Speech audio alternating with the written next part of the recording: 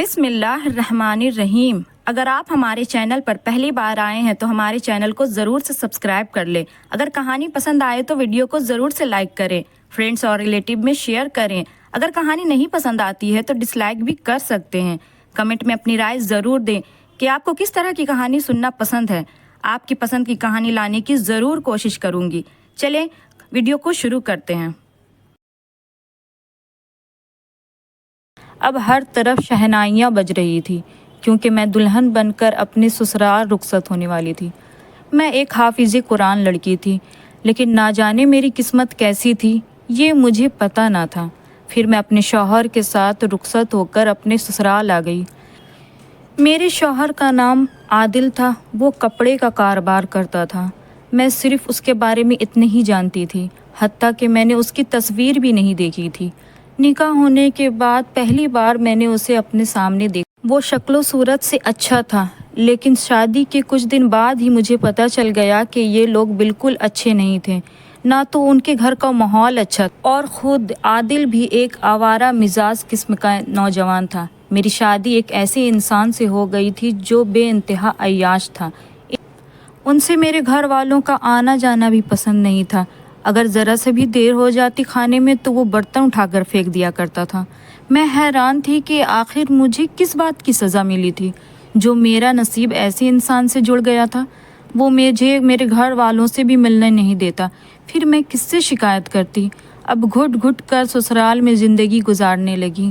پھر مجھ پہ یہ انکشاف ہوا کہ مجھ سے شادی کرنے پر اس کی رضامندی شامل نہیں تھی۔ وہ اپنی ایک کزن کو پسند کرتا تھا جو بہت پڑھی لکھی خوبصورت تھی، ماڈرن زمانے کی لڑکی جو کسی کی بھی پسند ہو سکتی تھی۔ میرے اندر وہ خوبیاں نہ تھی۔ میں ایک سیدھی سادی پڑھی لکھی تھی، حافظ قرآن تھی، لیکن میرے سسرال والوں نے میری اس چیز کی قدر نہیں کی۔ میں جب بھی نماز پڑھنے لگتی تو وہ سمجھتے کہ میں کوئی جادو ٹونا وغیرہ کر رہی ہوں۔ میری ساس بھی لوگوں کے سامنے کہتی کہ ہماری بہو تو تعویذ گنڈے والی ہے، نہ جانے کیا کیا جادو ٹونا وغیرہ کرتے رہتی ہے، تبھی تو بیٹا قابو میں نہیں ہے۔ حالانکہ میں نے سوچا تھا کہ شادی ہوگی تو بیٹا سدھر جائے گا، لیکن یہ تو اور بھی بگڑ گیا ہے۔ اگر وہ ایسا تھا تو اس میں میرا کیا قصور تھا؟ میری تو خود زندگی جہنم بن گئی تھی۔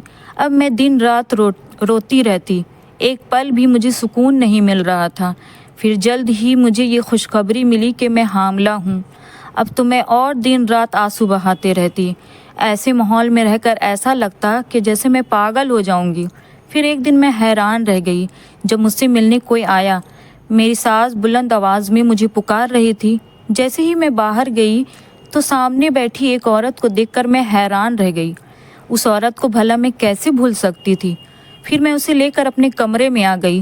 وہ میرے سامنے بیٹھی، کہنے لگی تم تو بہت اچھی لڑکی تھی، لیکن اب تمہاری کیا حالت ہو گئی ہے؟ پھر میں اس کے سامنے رونے لگی اور بتایا کہ کس طرح شادی کے بعد میری زندگی جہنم بن گئی ہے۔ پھر وہ عورت مجھے تسلی دیتے ہوئے کہنے لگی کہ گھبراؤ مت، اب تمہارے ساتھ کوئی ناانصافی نہیں ہوگی، میں تمہارے ساتھ ہوں۔ پھر میں نے جب اس کے بیٹے کے بارے میں پوچھا تو وہ کہنے لگی کہ وہ بالکل ٹھیک ہے اور نہایت خوشحال زندگی گزار رہا ہے۔ تم نے میری بہت مدد کی تھی، اس لیے میں تمہیں تحفہ دینے آئی ہوں۔ یہ کہہ کر اس نے میرے طرف ایک ڈبہ بڑھایا۔ میں نہیں جانتی تھی کہ اس ڈبے میں کیا ہے، لیکن میں نے اس عورت کا شکریہ ادا کیا۔ پھر وہ مجھے پیار کرتے ہوئے اس گھر سے چلی گئی۔ پھر میری ساس باتیں بناتے ہوئے کہنے لگی نہ جانے کون کون سے ایرے غیرے منہ اٹھا کر اس گھر میں چلے آتے ہیں۔ میں نے اس عورت کا دیا ہوا تحفہ چھپا لیا تھا۔ حقیقت میں مجھے پیسوں کی بہت ضرورت تھی کیونکہ میں حاملہ تھی۔ اچھی دوائی پھل فروٹ کھانے کی ضرورت تھی، لیکن میرا شوہر میرا بالکل بھی خیال نہیں رکھتا تھا۔ پھر جیسے ہی میں نے اس ڈبے کو کھول کر دیکھا تو حیران رہ گئی۔ اس میں خوبصورت سونے کا سیٹ موجود تھا۔ اتنا قیمتی تحفہ مجھے کوئی کیسے دے سکتا تھا؟ مجھے ابھی تک یقین نہیں آ رہا تھا۔ پھر میں نے اسے چھپا لیا، لیکن میری ساس نے اسے دیکھ لیا تھا۔ اس نے فوراً جھپٹ کر وہ تحفہ مجھ سے چھین لیا، کہنے لگی یہ گھر میرا ہے اور میرے شوہر کا، تمہارے شوہر کا نہیں ہے۔ اس میں جو بھی چیز آئے گی وہ صرف میرے ہوگا۔ یہ کہہ کر وہ سونے کا سیٹ اس نے چھین لیا۔ اب میں گھٹ گھٹ کر رونے لگی۔ کیسے بتاتی تھی کہ اس حالت میں مجھے اچھی خوراک اور دوائیوں کی ضرورت ہے، لیکن کسی کو میری فکر نہ تھی۔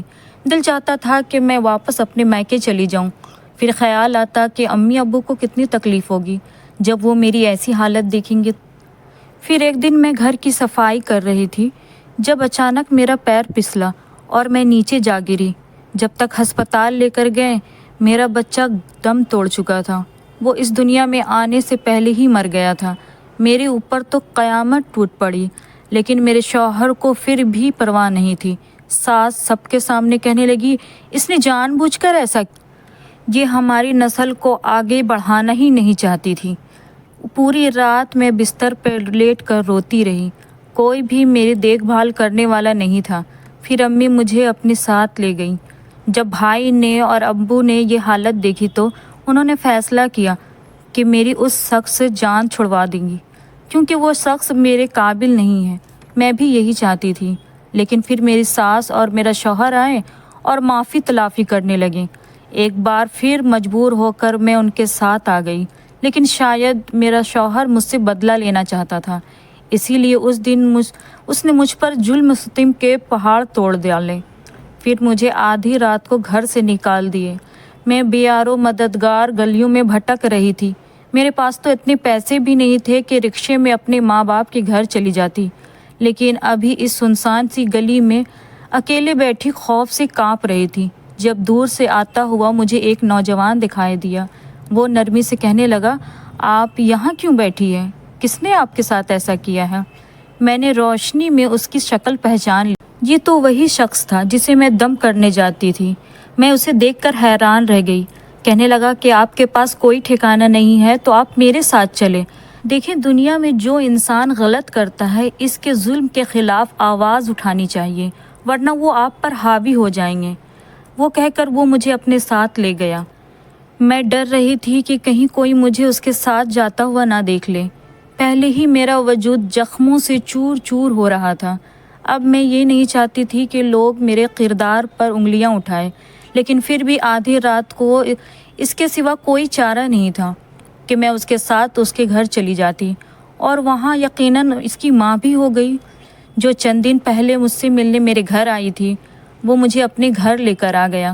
میں نے دیکھا اس کا گھر بہت شاندار تھا، شاید ان کے حالات بدل گئے تھے۔ اب میں ایک کونے میں بیٹھی تھی جب اس کی ماں میرے سامنے آ کر بیٹھی۔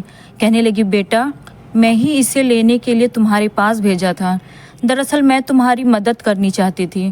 اس دن تم سے ملنے آئی تھی، تمہاری حالت دیکھ کر میں نے اندازہ لگا لیا تھا کہ تمہارے ساتھ بہت غلط ہو رہا ہے۔ جب تک تمہارے حالات ٹھیک نہیں ہو جاتے تم ہمارے پاس رہو گی۔ پھر انہوں نے میرے سامنے کھانا رکھا۔ میں نے نہ چاہتے ہوئے بھی سارا کھانا کھا لیا، پھر اسی بستر پر لیٹ کر گہری نیند سو گئی۔ پھر نہ جانے میری کس وقت آنکھ کھلی، لیکن جیسے ہی میں نے آنکھیں کھول کر دیکھا، لوگوں کا ایک ہجوم تھا جو مجھ پر جمع تھا۔ میں خود کو دیکھ کر حیران رہ گئی۔ میں ایک درخت کے نیچے بیٹھی تھی، لیکن رات کو تو میں ایک گھر میں چلی گئی تھی، تو پھر یہاں پر کیسے؟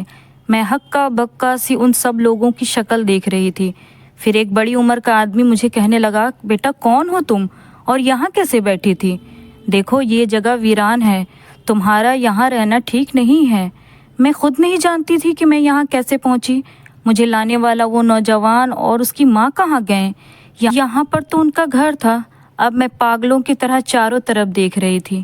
تبھی ایک دوسرا آدمی کہنے لگا کہ لگتا ہے یہ ذہنی مریض ہے، شکل سے بھی ٹھیک نہیں لگتی۔ پھر اس کی حالت ایسی کس نے کی؟ میں بری طرح خوف زدہ ہو گئی۔ پھر اس آدمی سے کہنے لگی، نہیں میں بالکل ٹھیک ہوں۔ دراصل میرے شوہر نے مجھے گھر سے نکال دیا تھا، اسی لیے میں یہاں پر آ کر بیٹھ گئی۔ پھر میں ایک آدمی سے مدد کی درخواست کی اور اس سے کہنے لگی، کیا وہ مجھے میرے ماں باپ کے گھر پہنچا سکتا ہے؟ اس نے حامی بھر لی اور مجھے رکشے میں بیٹھا دیا۔ اب میں دوبارہ اپنی امی ابو کے پاس آ گئی تھی۔ پھر چند دن بعد میرے بھائی نے خلا کے پیپرز عدالت میں جمع کروا دیے۔